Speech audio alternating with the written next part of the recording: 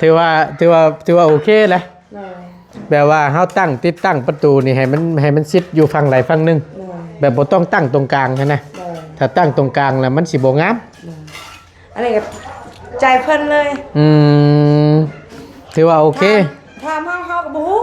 บ่เลยมีแต่เพิ่นเฮ็ดเอาเองแบบใดงามนะเพราะว่าส่วนตัวเฮาก็ยังมักแบบว่าตั้งวงประตูทางเข้าห้องนี่ให้ติดกับเสาถ้าว่าเขาสิไปตั้งอยู่มองกลางนี่มันตรงกลางเลยเปิดประตูเข้าไปก็มันเห็นแบบลกโจนเลยเห็นไหมนี่แค่นี้อยู่มุมไหลมุมหนึ่งนี่โอเคแหละกับเพิ่นตั้งข้างๆก็มีกับเบิ่งเอาชื่อละบ่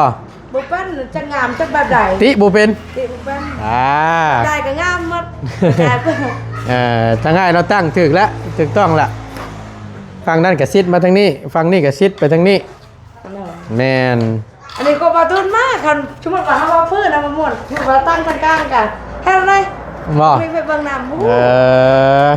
เพราะว่าทางอาจารย์เล่าพันยังบ่ทันได้ขึ้นมาพี่น้องไงดีแล้วเนาะอันนี้นี่เปิดประตูเข้าในหรือออกนอกนี่เห็นระบุใช่บ่ให้ประตูปิดเปิดเข้าในออกนอกเข้าในบ่โอ้เข้าไปในเนาะโอเคอ๋อตัวนี้เห็นบ่มันบ่ตรงแน่นเนาะมันมาถือกับแรกอันนี้แหละว่าเมื่อกี้นี่เราล้ม2คนเราพอเทียบเพิ่นคุยกินนี่บ่ก็ขึ้นไปแล้วมันบ่ตรงกับเล็กนี่บ่นี่เบิ่งนี่ตรงเล็กนี่แหละอ๋อห่างเนาะMà mới à? Thật hàm cho mía lắm à? Bây giờ có là hú sao việc à? Bố Lời chẳng hay cho phải lên sao viết là bảo Hả? Cho chào hả? ยังให้เฮาไปดินชาวเวียด Mẹ โอ้ยเฮงแล้ว Thật hàm mía lắm à? มีแล้วอ้ายมีแล้วลูกคนนึงเจ้าได้ลูกคนนึง Lời đi to to không sao viết โอ้ยนู่ขอบใจหลายๆพวกเอามีแล้วเขามีครอบครัวแหละ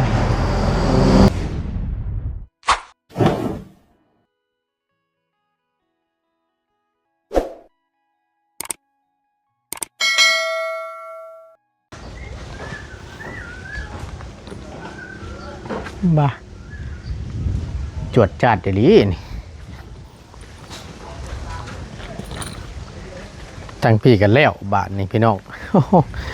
โอ้ใส่ซองลมคือกันตัวนี้ก็ใส่ซองลมตัวนี้ก็ใส่ซองลมเนาะเอาถือว่าเปิดคลิปเปิดภาพอีกบาทนี่พี่น้องเนาะอัปเดตอีกในคลิปนี้กับพอดีหลังจากที่ทางบอตนได้ออกไปล่าชุดนั่นเนาะเห็นติดตุกแก้วบงตัวนี้แหละพี่น้องแล้วมาอยู่บาทนี่เพราะว่าก่อเป็นชุดผนังทั้งนั้นกับชุดทั้งหน้าก็ได้เนาะทางนี้แล้วเรียบร้อยบาทนี่พี่น้องก็ถือว่าตรวจจัดไว้ครับก็ดีเนาะสมว่างานหลับเมาดีแล้วพี่น้องเลยเอาก่อนเดินพี่น้องกราบทักทายสบายดีแล้วสวัสดีเด้อพี่น้องเด้อสบายดีกัน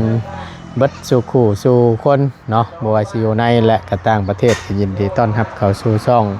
ประธานป้องชาแนลคือเก่าเนาะนำเสนอโรยบ่ตุนก็เว้าไปแล้วปาดนี่ ขอโทษขออภัยหลายๆเนาะบ่ตุนคือเก่าเด้อพี่น้องเด้อเนาะดิ้นกันรั่วพันกันแล้วโอ้ยจังแม่นตัวเอาเดี๋ยวเข้าไปเบิ่งร้านในน้ำกันพี่น้องเอ้ยตอนนี้กำลังติดตั้งวงกบที่จะเตรียมเข้าในห้องนี้เนาะ นี่เรียบร้อยบานนี่ตัวไวครับพี่น้องเลยสายจวดเลยดิสิทธิ์ฝั่งนั่นแหละฝั่งนี้เนาะขักละพี่น้องเลยทั้งสี่ละถูกต้องละในการติดวงกบเนาะทางเข้าห้อง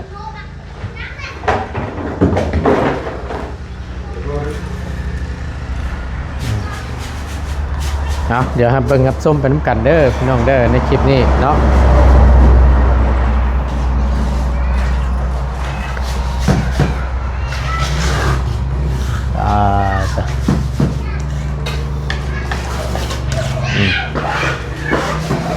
ายผสม1คนผสมปูนก็นี่แม่น2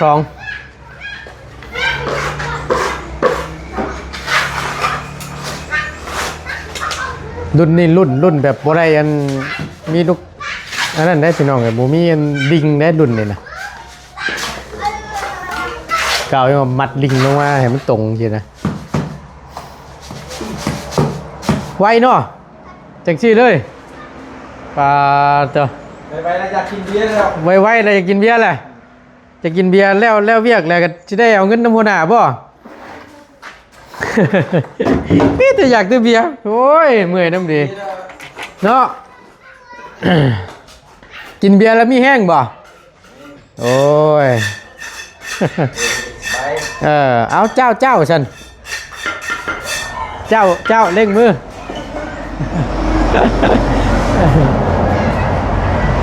แล้วไว้จะได้กินเบียร์เราอ่ะ เราบอกให้เราไปเยอะขึ้นเนี่ย ฮะอันไรก็แล้ว ไปเยอะขึ้นนี่ โอ้ยพี่แล้วต้องท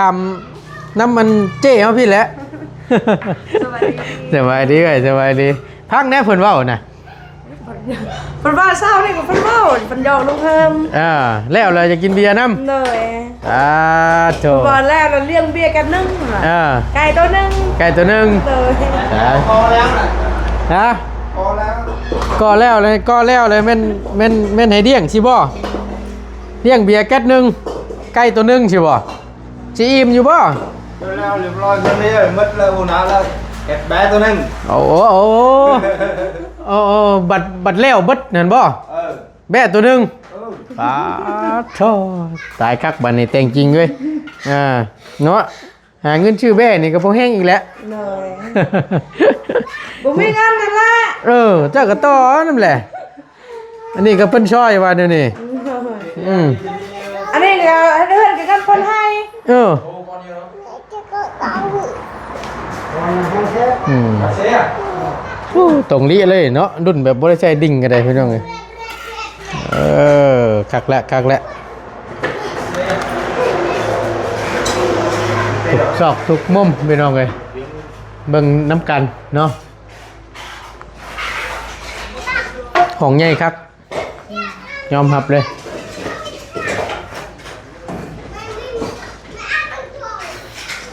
อันนี้นี่เพิ่นติดตั้งให้เองบ่อันตั้งวงกบหรือว่าเจ้าบอก เราตั้งเอง ครับ คือบ่ฮู้ เจ้าน่ะบ่ฮู้ เลย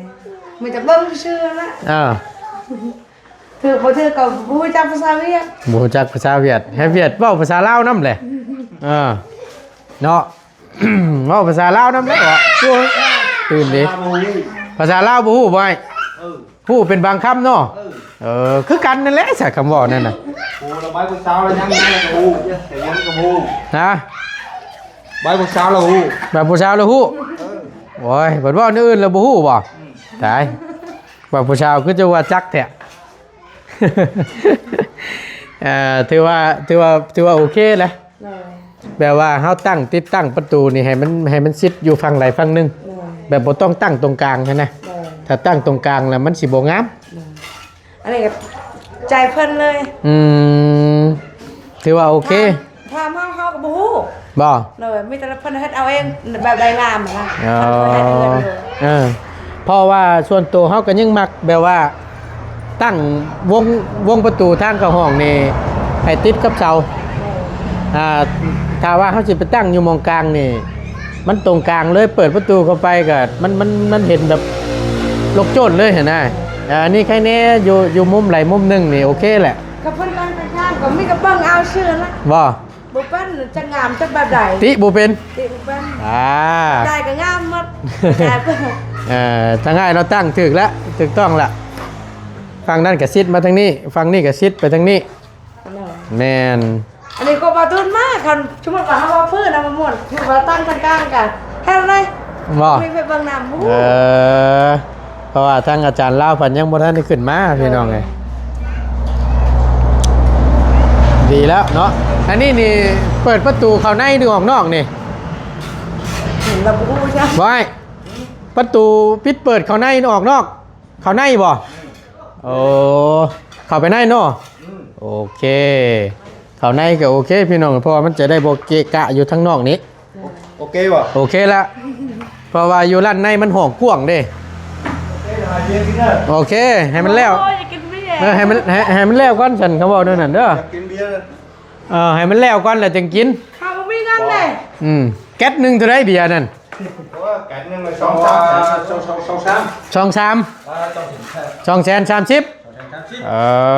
ถือว่าโอเคอยู่เนาะแพงแล้วบ่นี่แพงหรือถูกนี่230นี่ราคาแพงบ่ เราก็พูดชอบภาษาลาว ฮู้แต่ว่าแก๊สหนึง230มักกินเบียร์แต่ เราบอกบางคำหูบางคำหูภาษาลาว บ่เอา เรากินนี่แหละ อยากชวนลายกันนี่เต็มเบียร์เบียดเลยพี่น้อง เราพูดใช่ ชวนลายนะพี่น้องเป็นเบียร์ลาวเพิ่นบ่ค่อยกินกันจังซี่มีแต่เวียดราคามันก็สิบ่แพงปานใด รางวัลเงินกับผัดอะไรนี่ งามบ่คักบ่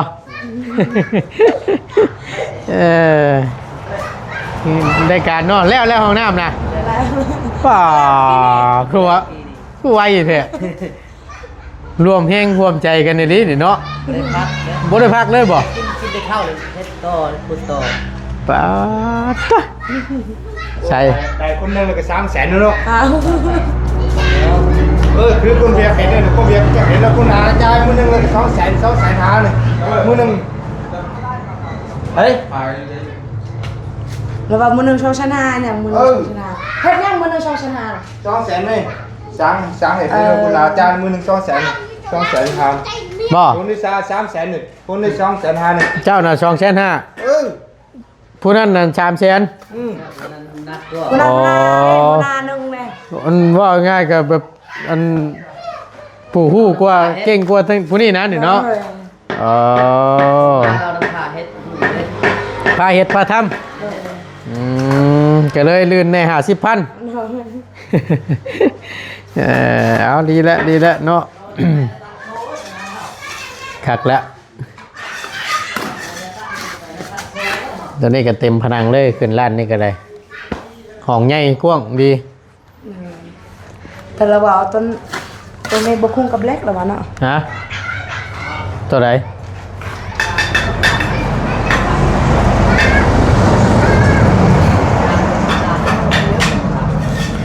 อ๋อตัวนี้เห็นบ่มันบ่ตรงแน่นอนเนาะ มันมาถือกับเล็กอันนี้แหละว่าเมื่อกี้ในเราล่ม2 คนเรา พอเทียบเพิ่นคุยกันนี่บ่ก็ขึ้นไปแล้วมันบ่ตรงกับเด็กนี่บ่ นี่เบื้องนี่มันต้องเล็กนี่แหละ อ๋อห่างเนาะ ห่าง มันเป็นในส่วนนี้นี่ มู้ เสาบ่เนาะ เป็นน้ำเสา เล็กมันบ่ เป็นน้ำเล็กนี่บ่เล็กนี่ออกนี่ที่ อ๋อ คือว่าเซาเนี่ยมันรวมไปพีบ่ดูกัน เบิ่งด้วยเล่งด้วยคนแล้วลิ้วตาน้ำไหมลิ้วตาน้ำชาวโคตรบ่มองบนต้นนี้เนาะจังพ่อแล้วสะ บ่ต้องจักเช้าเลย เซาเป็นคนไปพี แต่ว่าเพิ่นก็ขึ้นน่ะตรงอยู่เนาะแต่ว่าเสามันบ่นั่นซื่อเนาะเสาบ่ได้มาตรฐานบ่ได้สากเพิ่น นั่นแหละเพิ่นลบ2 คนเพิ่นว่าบ่งามนะบัดเพราะว่ามันบ่ต้องเป็นเล็ก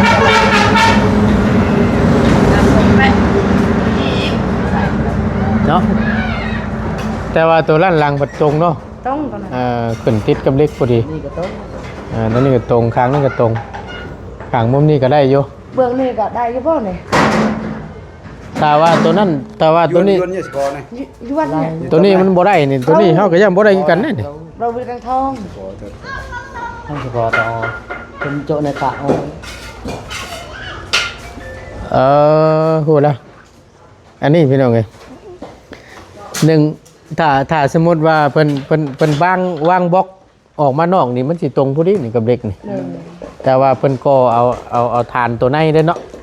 ก็ขึ้นไปมันเลยบ่ตรงกับเล็กบัดนี่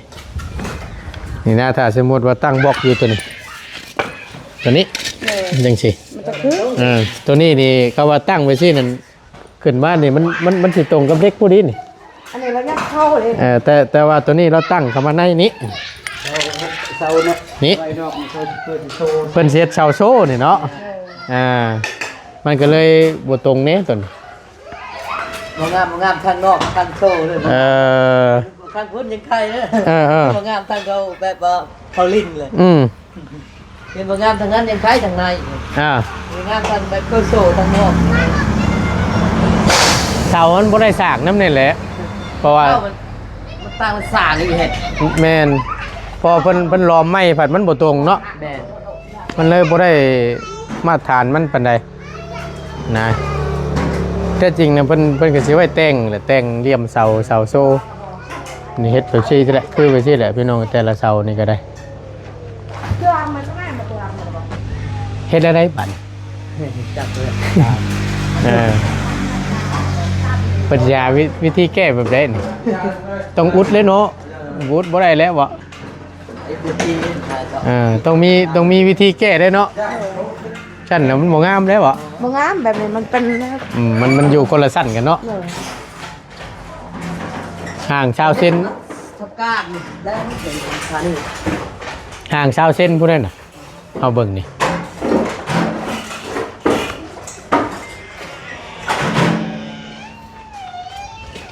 เปลี่ยนใจแล้วเพิ่นว่าลูกสาวเจ้าว่าเปลี่ยนใจแล้วเฮาสิเอาห้องนี่ละบ่าวเพิ่นว่า ตามตารางแล้ว เพิ่น แล้วก็ได้ เพิ่นสิเลือกห้องนี้ทีแรกเพิ่นเลือกห้องทั้งนั้นเพิ่นเปลี่ยนใจมาเอาห้องนี้บัดนี้เปิดประตูออกมาแล้วแนมออกมาเนาะแคมทางพอดีเป็นอะไรอันนั้นน่ะอันแก้แค้นเพิ่นไปบ่รู้ว่าแม่มันน่ะ ได้ แม่มันตอดเจ้ามื้อเช้านี่ ไปมาแล้ว ไปว่าแหละแน่สำเร็จเลยเด้ ไปแล้ว โอ้ยเนาะมาแต่คุดหนองน้ำอยู่มันใส่ว่าซั่นจองแม่ว่ามันตอดเจ้าน่ะ แม่ต่อ มีแห้งอยู่ย่อยไปคักปันยังเจ็บบ่ ทำได้แบบมันแม่นแบบแตนตัวใหญ่แตนใหญ่เจ็บ อันนี้ตัวน้อยเนาะแล้วอะไรสิไปเผาโรงงานบ่เจ้ากับบัดนี่มีไผเผาอยู่เดี๋ยวนี้น่ะ เข้าลูกเข้าเรียก น้องเลี้ยง แม่นกับเจดีย์อยู่นะ บ่ต้องมีอยู่นั่น ของมีไปเผาทา โดย เพราะว่าเจ้ามาครับมันจอบยุนพี่เนาะ แม่เฮ็ดเวียกมีเงิน ดีแล้วเนาะ โดย เดี๋ยวว่าซอยกันนั่นแหละ แม่ ใครกลัวเฮาอยู่ซื่อแบ่งเวลาพุ่นมานำจ้างสิแล้วน่ะข้าวเดียวหนึงก็ได้เด้ซอยกันหลายคนไว้พี่น้องเนาะสุกี้ได้ค่ะอยู่ใช่ค่ะ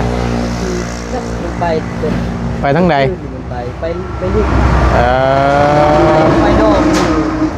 ไปงานแต่ง แม่น งานรองหมู่แล้วยังบ่ทันมาอยู่ มันมาแล้ว บ่ติแล้ววัยรุ่นเฮ็ดได้ซะ นั่นแหละ เฮาคือกันแล้วคำเฮาไปกับวัยรุ่นเด้พี่น้องเฮ็ดได้ลูกเมียก็บ่มี ต่างกันนั่นเนาะ มีครอบมีครัวแล้วบ่ได้แล้ว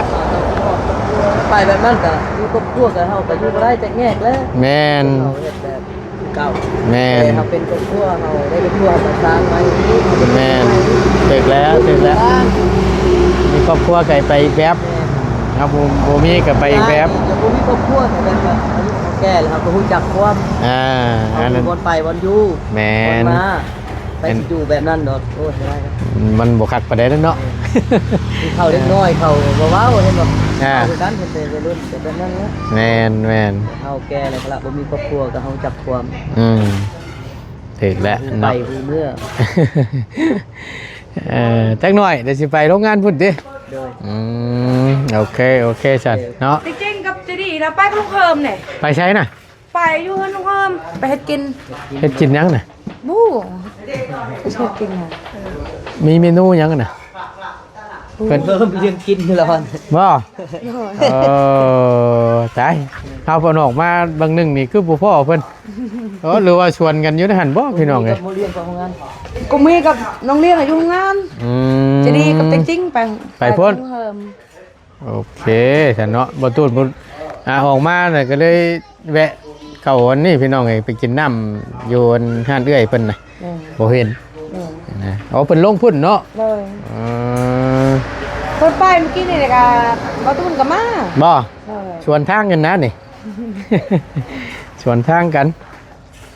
บ่เป็นหยังบ่เป็นหยังแต่ว่ามาเบิ่งน้ำกันนี่แหละเบิ่งงานพี่น้องแต่ว่ามื้อนเพิ่นหยุดบ่มื้อนนี่ โอ้โหบ่ได้ถามฉัน ถามมึงเนาะไปกินเบียร์ป่ะจ๊ะ มื้นมาเฮ็ดหรือว่าพักผ่อนมื้นมาเฮ็ดเอกบ่ เราเช็ดได้แล้วเบิร์นนี่ คือว่ามื้นแล้วมาเฮ็ดได้แล้วนะประตู แล้วไปแล้วนี่ ชื่อเบี้ย ไม่แต่คู่ไม่แต่ชื่อแต่เบียร์โอ้ยเมื่อยน้ำดีถ้าว่าผู้ชื่อเบียร์เลี้ยงเดี๋ยวชิบูมาบ่ก็หยอกเราก็ได้ ให้หัวหน้าชื่อให้ ใช่หัวยินบ่ไอ้หัวหน้าเจ้านั่นหัวหน้าเจ้าเบิกไป25 ล้านเดี๋ยวได้ หัวหน้าคอยซื้อที่โบเซียหัวหน้าในที่โบเซียหัวหน้าแล้วก็อยากเอาหน้าแล้ววิ่งกูมือ บ่ นี่แหละอยากกินตังเฮา อยากกินนั่นนี่เครื่องนี่ เออ หน้าแล้วแล้วมาแล้วกินกูมือ กินน้ำหัวหน้าเนี่ยกินคู่มือแล้ว มันบ่แซ่บฉันบ่อยากกินน้ำไทยเฮานี่บัดนี้ตายพี่น้องเอ้ยบ่มีก็หาว่าก็กู้ด้วยฉันบัดนี้เอ้ยขายได้แล้วบ่ไก่เจ้าน่ะ จะเครียดได้เนาะนั่นบ่มีอยากกินเบียร์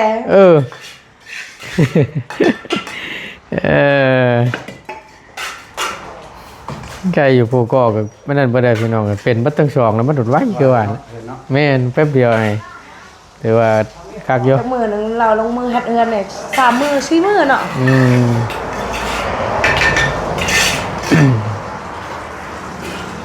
ตรงปั๊บเลย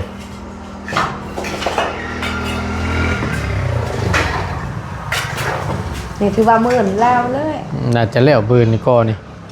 สิไปแล้วมาตั้งประตูบงใหญ่ไปแล้วบัด บ่เคย ตัวบงใหญ่ของห้องโถในไปแล้ว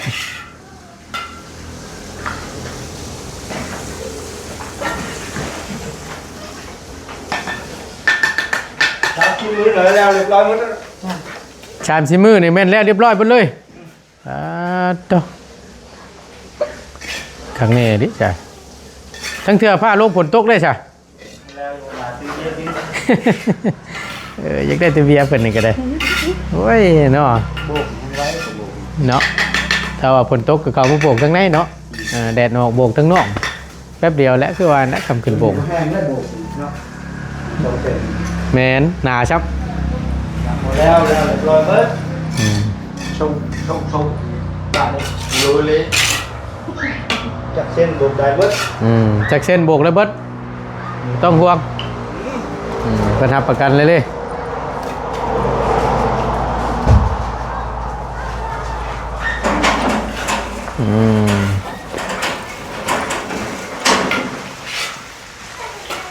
บัดแล้วตัวอื่นน่ะต้องมัดเนาะ แมน ต้องมัดกับจริง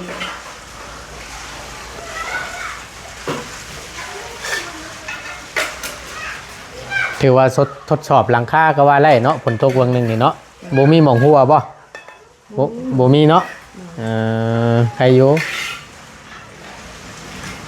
ขอเบอร์เยอะขอเบอร์เยอะ ๆมันยัง ขอเบอร์เยอะ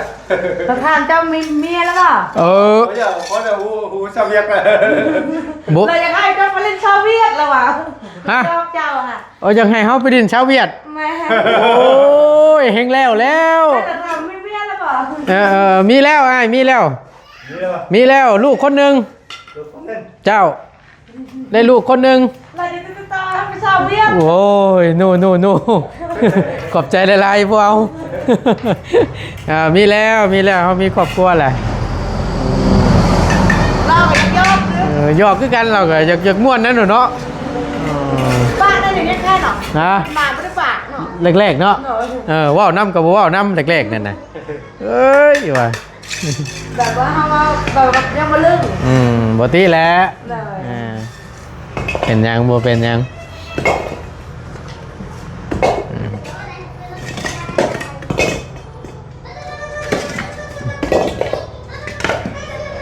นี่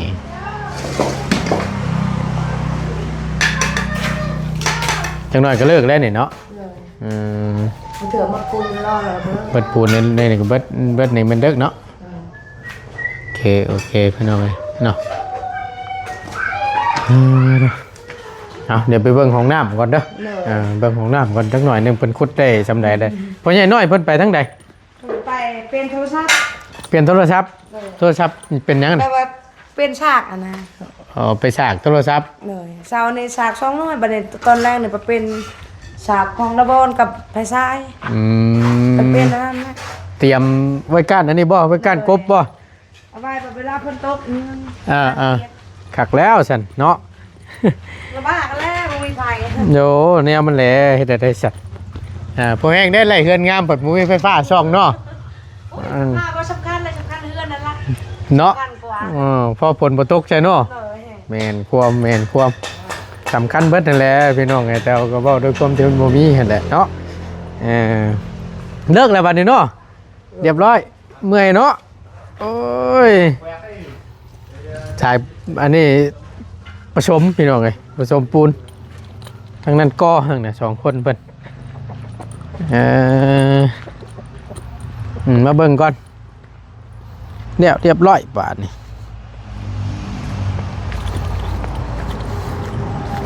ยึบไว้ดีแล้วเราเห็น3-4 คนเราซอยกัน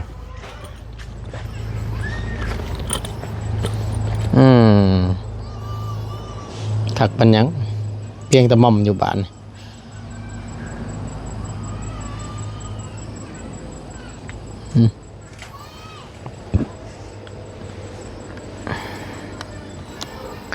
โอเคพี่น้องเอ๋ยทั้งบต้นก็จะได้ขอจบคลิปปิดคลิปลงไว้เพียงเท่านี้ก่อนเนาะจังใดก็ขอบคุญขอบคุณในไลน์อยู่ดีมีแห้งเด้อพี่น้องเด้อสำหรับคลิปนี้บต้นลำลาแล้วพร้อมกับบรรยากาศเนาะคืออยู่จากขี่ลงมาทำหัวบต้นย่ำใดบาทนี่ตัวเป็นจังใดเนี่ยพี่น้องอยู่ทางฝั่งไทยตกคือกันบ่ได้อยู่จังหวัดใดอำเภอใดคอมเมนต์บอกในเด้อบต้นอยากฮู้พี่น้องเลยเนาะตกคือกันอยู่บ่อยู่ฝั่งลาวนี่กับเมื่อวานนี่ตกเป็นระยะพี่น้องเลยไปโปรยแต่ว่าอยู่ทั้งบ้านนั้นพายุเข้าถล่มว่าซั่นผลนั้นผลแท้ผลว่าพี่น้องเลยเนาะเอาอยู่ดีมีแห้งสบายดีพี่น้อง